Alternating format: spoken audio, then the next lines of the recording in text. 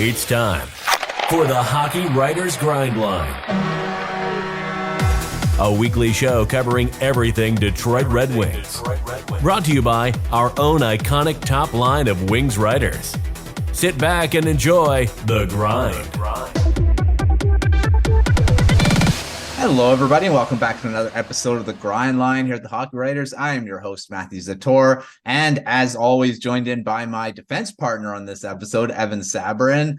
Devin is a healthy scratch today, but he will be back next episode. But Evan, how's it going? It's good, man. It's good. It's a rough week for the Red Wings, but at least my Detroit Lions came through on this weekend, so I got one of my teams working. There you go. Yeah, we're going to talk about how the Red Wings have done this past week. We've only had 2 games because they were in Sweden all week. But before we get to that, make sure that you're aware of our Substack that we've got here at the Hockey Writers. We have recently expanded our offerings to a Substack dedicated to every team, as well as a general one for every day's best articles. As a Red Wings fan, you don't want to miss any of this great content we produce here at the Hockey Writers, and that Red Wings Substack makes that possible. Sign up to get all of the Hockey Writers Red Wings articles delivered directly to your inbox. And we also offer a premium subscription that gives you access to exclusive content you can't find anywhere else. This includes game chats, game day previews, specialized articles, and a lot more. Join now to get discount on annual subscription, and a sign-up link is in the description below, so check that out. All right, well, without further ado, we'll do our one good, one bad, which, let's just push that into the takeaways because basically that's what we're going to be talking about. So they were in Sweden this past week and lost both games. Got a point, 5-4 OT loss against the Ottawa Senators in the first game, and then played the Maple Leafs, lost that one 3-2. So, not blowouts by any means. They were both close games. So Evan, a good and a bad. If there is any good from those 2 games, from that global series that took place in Sweden there. Well, my good is Dylan Larkin not getting a massive injury. When I saw him go down in the face-off circle with Tkachuk, I thought his knee was done, and I think I started hyperventilating. But thank God, he was back a couple minutes later, because I know Red Wings fans all around the world are like, with the big sigh of relief, because that was scary. My bad. This trip was an epic disaster in my opinion, and both those games were winnable. And again, the same thing we brought up and complained about. Ben Sherratt and Jeff Petrie absolutely just killed us in that first game. And it's getting to the point where I can't watch this anymore with these. I just can't. They were the only 2 defensemen in that Ottawa game. They both finished -3. They were on the ice for the first four goals, and we're already down 4-0. It was nice to see the Red Wings make that epic comeback, whatever. But and then again, you got James Reimer doing his best ducking impression on the Stützle. So if you ask me a question tonight, Zator, that I don't like, I'm just gonna James Reimer the question, and I'm gonna duck it. I thought that was awful. And to be honest with you, I was sitting there thinking to myself, I'm like, man, if I'm Steve Yzerman right now, after that first period against Ottawa, I'm getting a charter jet. I'm flying to wherever Axel Sandin Pellikka is playing there in Sweden, in Skellefteå, and I'm signing him right there, and I'm bringing him back, because he's a whole other story. He was a great start to his season, but Petrie and Sherratt, they look like and you put them together. Why do you put them 2 together? And that first goal, you got Petrie sitting in his own defensive zone. God knows what he's doing. He can't clear it.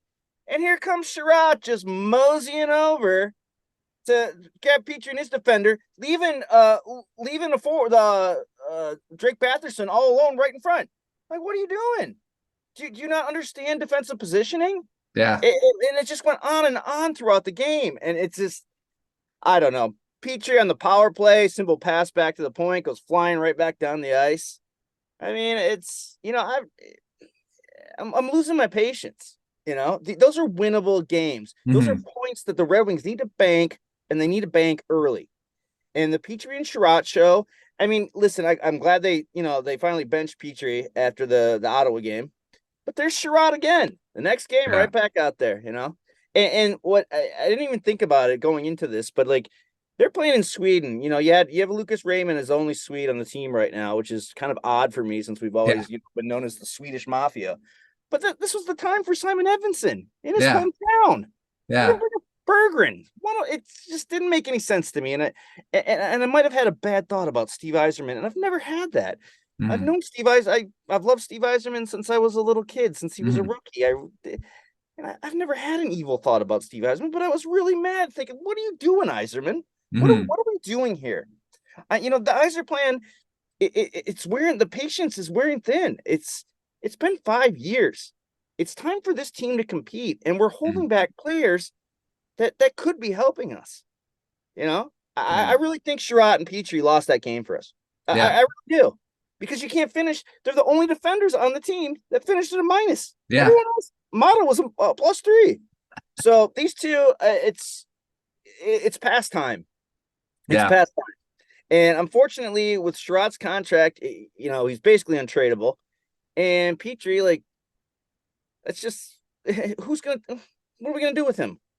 So I'm frustrated, man. The Yzer plan is it's starting to wear thin. You're watching all these other teams around the NHL, and look at the Canucks. They've turned it around in 1 year. Why are we waiting so long? He always preaches build through the draft. Well, I'm not feeling it, and I'd like to see some changes made. And I was hoping to see something today, but I no corresponding moves yet. But it's time. It's past time, and we harp on this every week, and it's the same. You look all over Twitter. That's what every Red Wings fan wants. We want to see that. Yeah. You can't tell me that.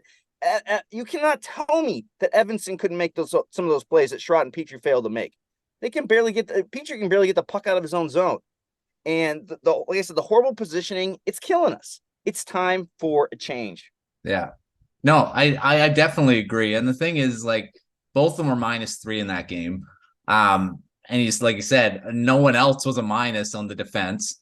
And as a parent, like you said, they're putting them together, and that's even worse.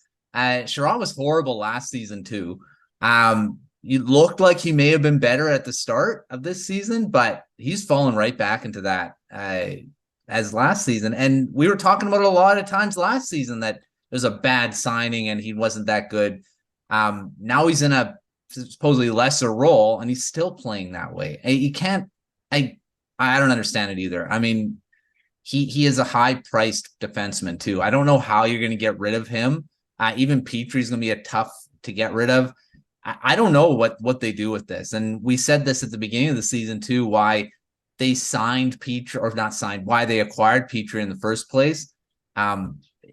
Both of these guys are blocking guys like Edvinsson, and I'm sure, like you said, Edvinsson could definitely play a lot better than those two. And he showed that last season too. He's an NHL defenseman. He should be up here. So who knows? I don't know what's. They're costing us games, man. They're costing us games. As much as I like them as the people, like Petrie. Hey, God bless you. I love your dad, Bulldog in the '84 World Series. He was amazing. But no, he can't play anymore. So yeah, I mean, I got to see them this summer. Actually, I got a nice picture with Sherratt and Petrie. I don't know if you can see that right there. That's Ben on the right, and there's Jeff on the left there. So yeah, we had a good time this summer.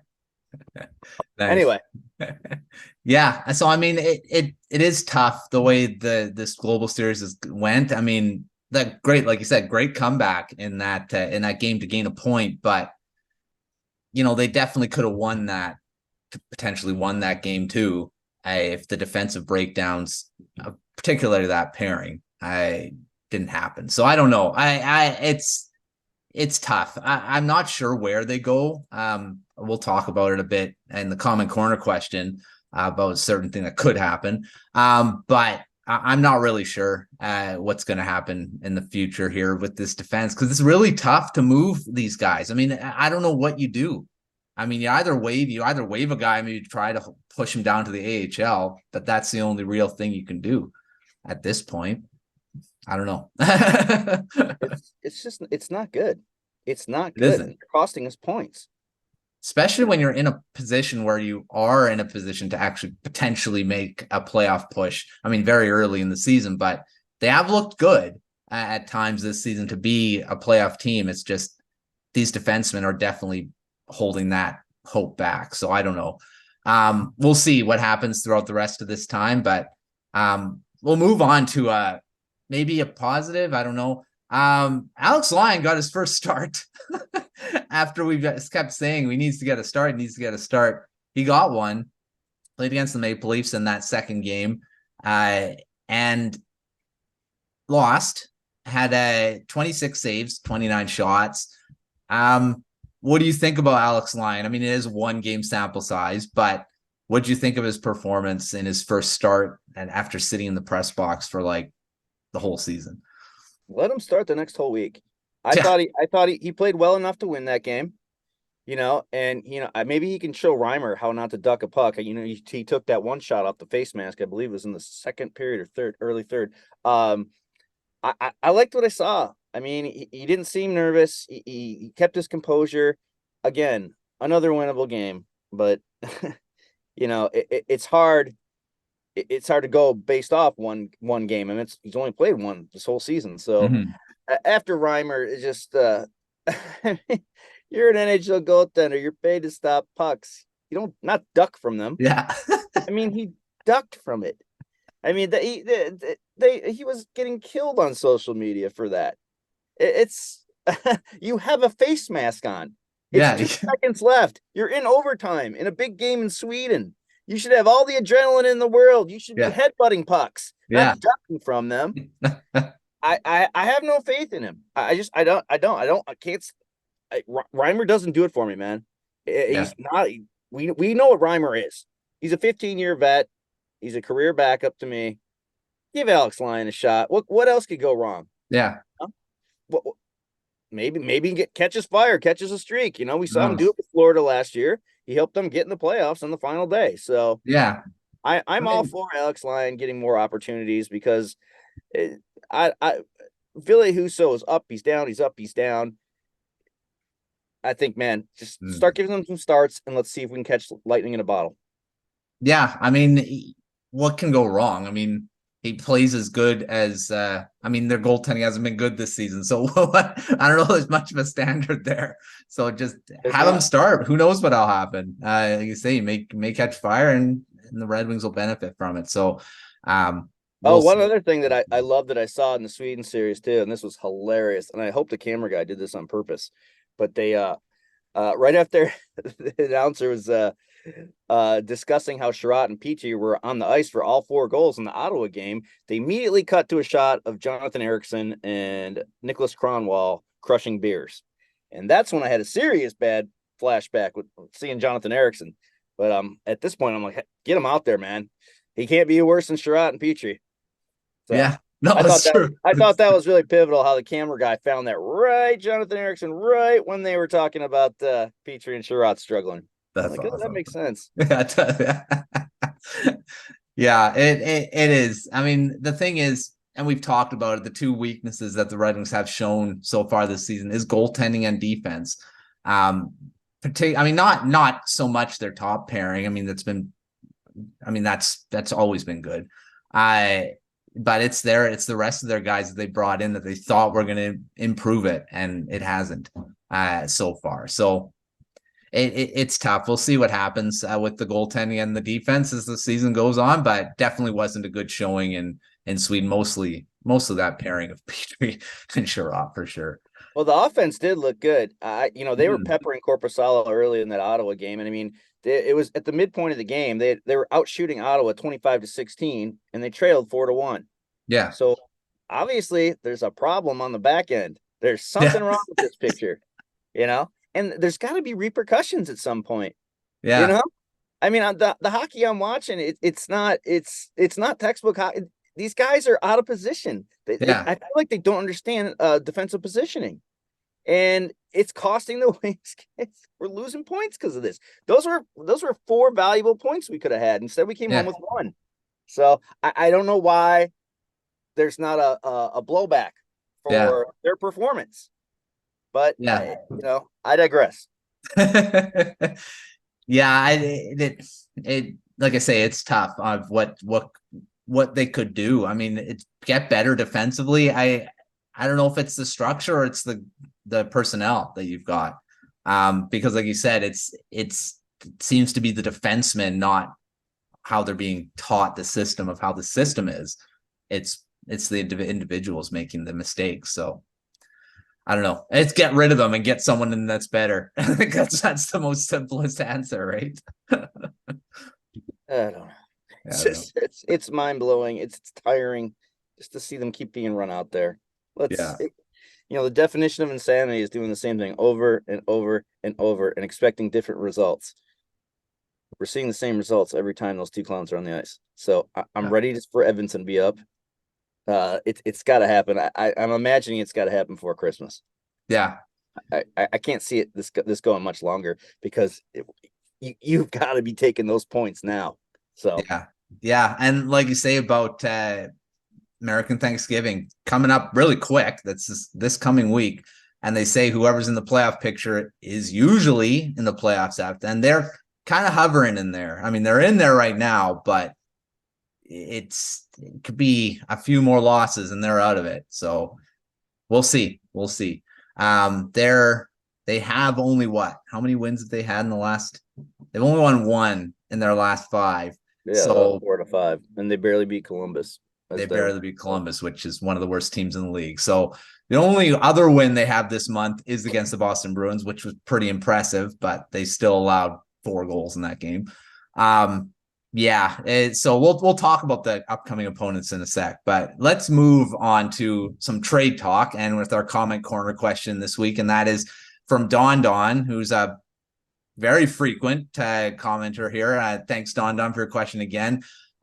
He asks about Yzerman potentially packaging a goaltender, a defenseman, and a forward for something. And this would probably be a big trade because if you're trading that many pieces in one trade, would you agree with that to make a trade like that this early? Or would you be waiting? I mean, I know we're saying change needs to happen, but should a big change like that happen so soon? Yeah, I don't know. I don't know what they can do in that department because who do they got that the people want? As far as goaltenders, they're not going to trade Husso. They're not Lyon, and what are you going to get for Lyon or much? What defenseman are you going to get for Ali Mata or Sherratt? No one's taking that Sherratt contract. No one's taking Jeff Petrie. Yeah. I mean, I don't know where the valuable assets that we have, the spare assets to go out and make a decent move right now. I still think they're still in the valuation period. They're still trying to learn to play together. I'm not sure a big trade is what the Red Wings need right now. What the Red Wings need is some guys from Grand Rapids to get a shot. And I think it's past time that some of them do. We talk about Evanston. Give Albert Johansson a shot. Give Waylander maybe a game or two here. Just see what we have instead of putting the same thing out there where we're seeing the same results. You can't you can't be a -4 or -3 in every other game.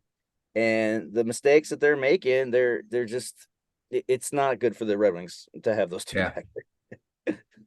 Yeah, it's tough because really what value you got. I mean, the goaltenders you're trading, what team is going to take on someone like that if they're struggling? I mean, they want someone that's going to be able to contribute. Defenseman, like I say, Petrie already said Petrie. No one's going to take him, and if they do, they're not going to give up much to get him. And a forward, who are you trading there too? I mean, you're not trading. You don't want to be trading any high-end prospects at this point. I mean, they're still in that middle. I don't even know where the Red Wings are. I mean, are they a rebuilding team still? Are they in that mix of being bubble playoff team? I mean, I think it's too early to really classify them where they are right now. Yes, they're not in the bottom 16 teams and on the lottery, whatever, if you want to think about draft order right now, they're not in that position. But like I say, I don't know. Where do you classify them as a team right now? They're a bubble playoff team and maybe better if we started transitioning some of the younger guys up to Detroit. But yeah, I don't know how long this plays out for. I can't. I don't know that I see an end yet. And I'm starting like just the frustration of it not working and something not being done about it. And now Wallman's hurt, Yeah. which complicates things. And I don't know what the severity on that injury is yet. Have you heard on that one? I'm not even sure. It was shoulder, but he might miss some time. Um, and that's our second best defender right there. So they've got to make some corresponding moves here. Yeah. And I know Zarnek got sent down yesterday, so they're trying to figure out who's going to be brought up. And I don't know. I Yeah. don't know what the thought process is, and I wish I did, because my thought process is different from what their thought process is. Yeah, right. I mean, clearly we're on a different page. Yeah, he's questionable for practice on Tuesday. So he may be ready to play against New Jersey on Wednesday. So we'll see. At least it's not, doesn't seem to be very serious. So he should be back pretty soon. But yeah, it's like I say, I don't know. I'm not sure what they can do. I mean, it's you either try. I mean, if you want to move some of these guys up from Grand Rapids, you got to make corresponding moves to get them up here, and that means maybe waiving a defenseman and hoping to, crossing your fingers that someone claims one of them, and that won't happen because the contracts are just too high. I mean, if you're waiving a guy like Petrie, he still has that no movement clause too. So I don't even know if you can do that with them. I don't know. I feel like he's just a favor. Yeah, it's a favor. Dan Petrie's involved with the Bally Sports Network that televised the Red Wings games. I'm sure everyone knows everyone, and I think it was a favor because his level of play has dropped off dramatically, and it has the past couple seasons too. So I don't understand where you're thinking you're getting efficient, effective defensive play from this guy. So I don't know what they were going to do for that. Yeah. I say that that's going to be a question until they do something for the next, who knows how long until we figure that out. But it's going to be interesting to see how they kind of figure this out. And we don't even know how that's going to happen. All right. Well, before we get going here, let's do our last off the rush. And this is going to be on the next couple games for the Red Wings before we get back together here. They'll be playing the New Jersey Devils and the Boston Bruins again. And where do you see those two games going? I mean, only 2 games this week before we get together. Devils have been up and down. I mean, they're not that elite team they used to be, but they're still a very tough team. Jack Hughes is back in the lineup, so looks like he hasn't really. It doesn't look any different. He had a couple points a lot for a game back. And then the Boston Bruins, who they did beat earlier in the month. Where do you see these games going? We're going to see a difference or? But it's hard to project now because you never know which Red Wings team is going to show up. There's not a consistent effort night in and night out. There's games where they come out and they look brilliant. There's games where they come out and they look dead. I mean, you can't keep putting yourself into these 4-0 holes and keep trying to come back. We're not going to outscore every team in the NHL. They're not going to. Yeah. So they've got to figure out what that fine line is where they come out and they want to compete. I'm hoping Larkin's blasting some people in that locker room. I don't think he seems like that kind of person to me, but the effort has to change. And there's some guys that like, I really feel like I've seen Michael Rasmussen after last year just regress. He just doesn't feel like the same player to me. The confidence seems gone again too. He had a great shot. He had a great opportunity in that Ottawa game for a one-timer and just missed the whole puck. You can see his frustration out there on the ice. You can see it in his face. We all thought last year was like a big step up for him. Finally showing like, maybe this guy can be an effective player for this team. And I'm a little worried about his regression.